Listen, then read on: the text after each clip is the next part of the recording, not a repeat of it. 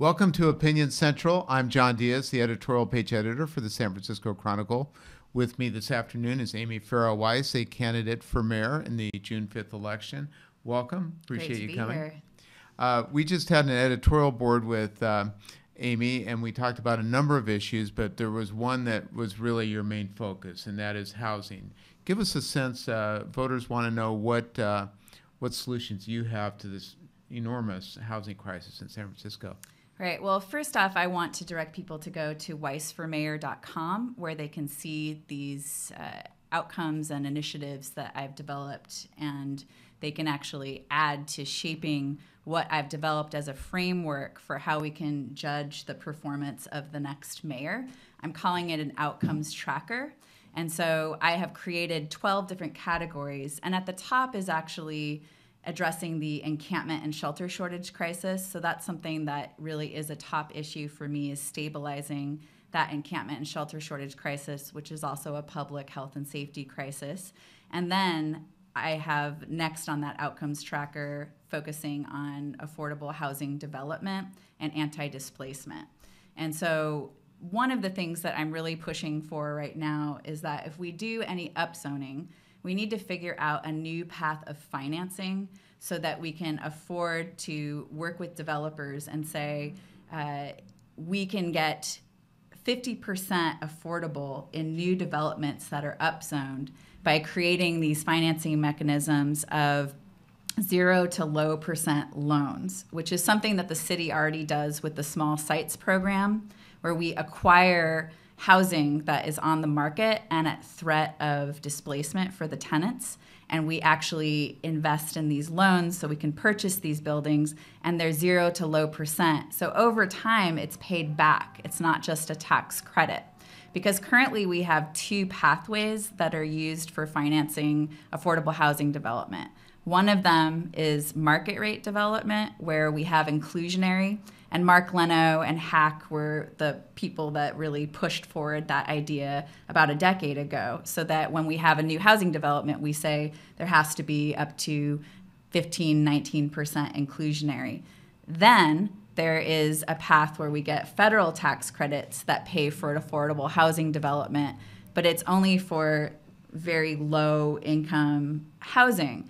And so what we need to do is create this third path for financing, where we're working with developers so that, and we're also working with pension funds, and we're getting financing so that we can make sure that these pencil out and that we can streamline the projects that are affordable housing development projects with 50% affordable.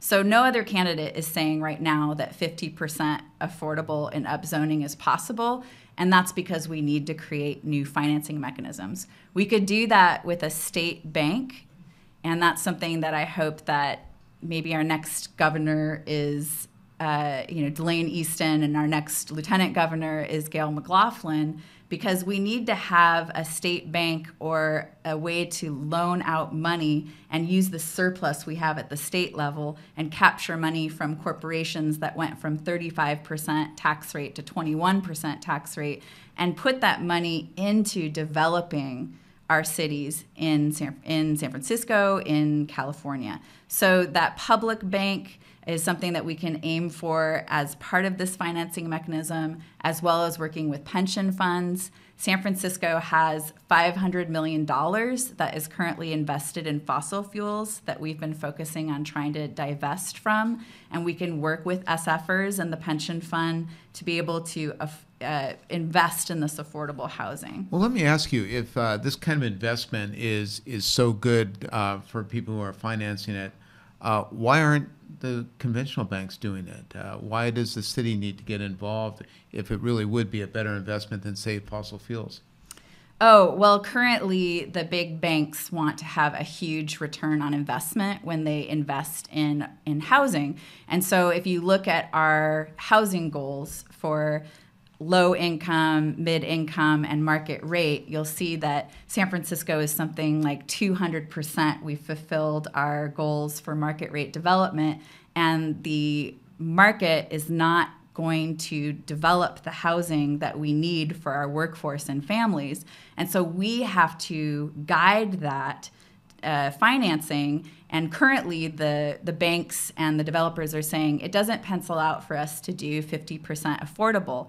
No worries. What we will do is partner with these developers and these financial institutions and say that the government will actually fund the affordable housing aspect of it, but with loans that we get paid back. So it's not a tax credit where we're giving money away to developers. We're actually financing it with 0 to low % financing. So this all works out. And if we don't take the reins and require that affordable development in upzoning, we're not going to get the relief that we need for this affordable housing crisis. One of the things, Amy, we hear time and again from developers about the cost of doing business in San Francisco is it's not just about them trying to optimize profit, but also concerns about delays and the uncertainty and the regulatory process. You mentioned streamlining. What would that look like for development? So currently we have 45,000 plus units that are already entitled in San Francisco. And so this next mayor, instead of saying, I'm going to create all these new projects for development, they should really be focused on streamlining these efforts. And currently, the Mayor's Office of Housing and Community Development already has a task force that's focused working with affordable housing developers and developers on how do we do this? How do we get these permits going out faster? And so it's really important that if we're going to focus on streamlining, that we streamline the right projects first, which could be focusing on the affordable housing development projects. And so we want to take the risk away when we're investing public money or pension funds into development. And that's how we could do that, is that we could focus on streamlining the projects that are affordable housing development projects up to 50%. For those of you who are watching this, if you have a question for Amy Farah Weiss or a comment, my colleague Spencer Whitney is monitoring the Facebook comments. So if you just put it in the comments section, we can maybe get one of your questions in. Let me ask you, Amy, you mentioned during the meeting with our editorial board, noted that the at least 4 of those who you are running against are current office holders. Is there some value to having experience in the political process? Or, I mean, how would a voter who's looking at somebody who has not been on the Board of Supervisors or in the state legislature, how would you fare in what can be a pretty rough political environment in San Francisco? Well, as I was mentioning to you in that discussion, I became activated in local politics in 2011. It was after the global financial collapse, and Ed Lee's planning department was rolling out the red carpet for a Chase Bank to displace 3 local businesses in my Divisadero neighborhood, collapse these 3 storefronts into one Chase Bank.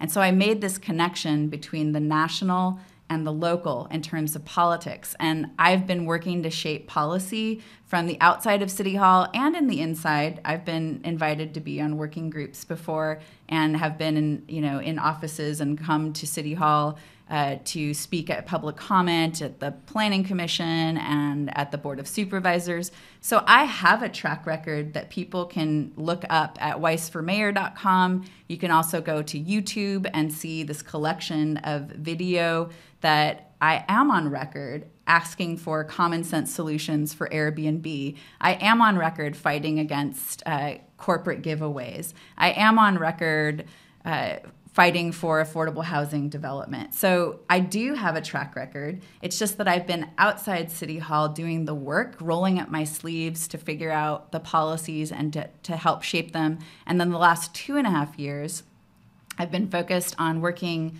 with encampment residents, impacted neighbors, and all the different departments. So I'm a much better candidate than I was even 2 years ago or 3 years ago when I ran against Ed Lee, because I took those ideas, and especially the ones about stabilizing our encampment crisis, and I developed and piloted them and did the work with encampment residents and the department heads. So I've worked with the direct service workers at DPW that are on the streets and the police officers and the hot team workers.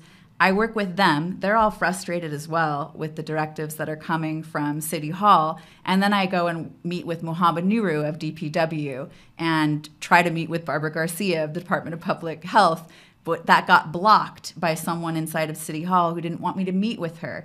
I've met with Jeff Kaczynski at City Hall, who's the head of the Department of Homelessness, and I continue to try to work together with all of these people with an outcomes over egos approach to say, here is the analysis that I've done. Here are the programs that we should be investing in to address this at the root and heal this crisis at the root. But City Hall is not paying attention. And I met with Jane Kim's aide about a year ago, and she said she was going to pick up 2 of the proposals I was putting forward around encampments, how we could stabilize this public health crisis. I've been trying to meet with London Breed. I met with Mark Leno. I met with Angela Alioto. I've tried to work with all of these fellow candidates, and I will continue to try to work with them. But they were all blocked by the Lee administration from doing the work that needed to be done on the streets. And so if any of these candidates had shown me that they were committed to stabilizing this crisis in a strategic, cost-effective, and community-integrated way, I would have thrown my lot in with them. But I was forced to run, actually, because none of them would at this point. But that doesn't mean that they can't change their mind right now. We don't have to wait till June. I want everybody to understand this. We don't have to wait till June to do some of these amazing things that people are proposing. Right now, Mark Farrell and London Breed and Jane Kim could work with me on the encampment stabilization work. Right now, Mark Leno could work with Mark Farrell on activating those vacant SRO units. We can do this work together, which is something that I'm promoting. Whoever becomes mayor in this next year and a half that they have a term, we have an opportunity to work together as a team on our different areas of passion and expertise to really serve the city, which is what the leader of San Francisco should be doing. You mentioned that during the meeting, and I was struck thinking about just San Francisco politics and the way it works, and in all likelihood, not to be cynical or skeptical, but being realistic, that a lot of times we have the situation where whoever wins in June, the other candidates, at least a couple of them, are going to start positioning themselves for 2019 and maybe looking for ways to find fault with the incumbent mayor. How do you change that dynamic of San Francisco politics?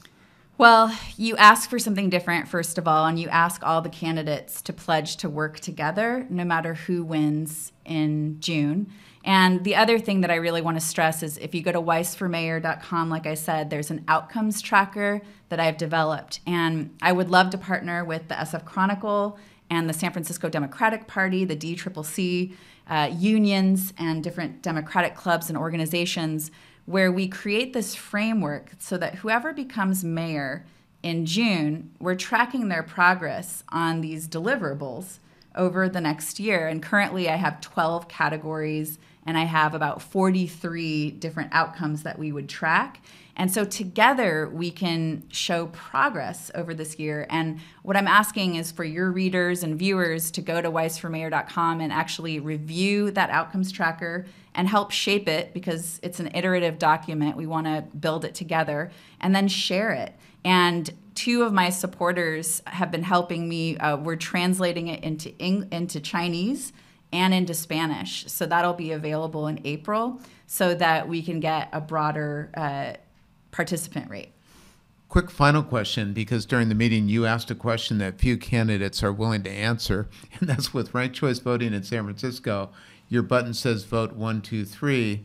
Most candidates will say, well, vote for me, and then won't give the second and third choice. You've got your ranked choice voting. What do you want your voters to do? I do. And we revolutionized ranked choice voting and democracy in the 2015 race with myself, Francisco Herrera, and Stuart Shuffman joining forces. And we got almost 35% of the vote, even though publications like the Chronicle pretty much ignored us.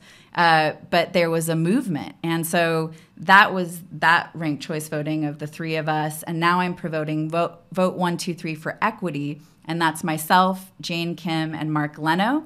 I also want to work with Angela Alioto and London Breed and look forward to that opportunity. No matter what happens, I think we should all be working together. But currently my vote 1, 2, 3 slate is Weiss, Kim, and Leno. Great. Well, Amy Farah Weiss, thank you so much for coming in today. Thank you. And thank all of you for watching on Opinion Central. I'm John Diaz, the editorial page editor, wishing you a good afternoon.